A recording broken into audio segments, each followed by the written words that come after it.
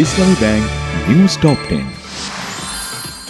Dhaka to আখাউড়ায় বিএনপির ৩ অঙ্গ সংগঠনের লং মার্চ, ভারতের চক্রান্ত রুখে দেয়ার হুঁশিয়ারি নেতাদের।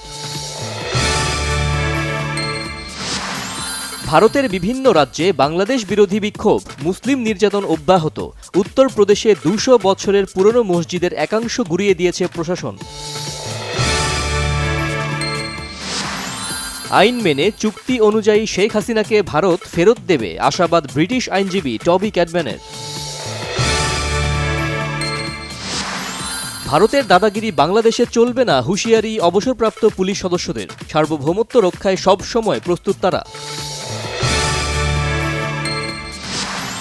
দেশের শিক্ষা ব্যবস্থা কঠিন সংকটে আছে বলেছেন অন্তর্বর্তীকালীন সরকারের প্রধান উপদেষ্টা অধ্যাপক মোহাম্মদ ইউনূস। নৌপরিবহন উপদেষ্টা ডক্টর সাখাওয়াত হোসেন বলেছেন, দেশে তৈরি পোশাক খাতে অস্থিরতা তৈরি করা হচ্ছে, এতে ভারত ও পতিত সরকারের হাত রয়েছে।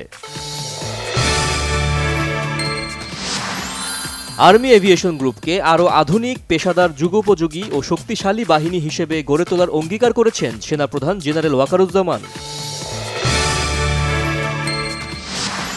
ফ্যাসিস্টরা দেশকে অশান্ত করার চেষ্টা করছে, ষড়যন্ত্রকারীদের চোখ রাঙানিকে মানুষ পরোয়া করে না বলেছেন জামায়াতের আমির ডাক্তার শফিকুর রহমান।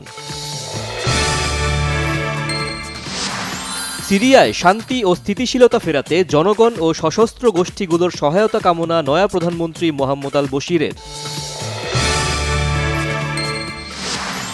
10 বছর পর ওয়েস্ট ইন্ডিজের কাছে ওয়ানডে সিরিজে বাংলাদেশের হার, 4 উইকেট শিকারে ক্যারিয়ারের সেরা বোলিং সিলসের।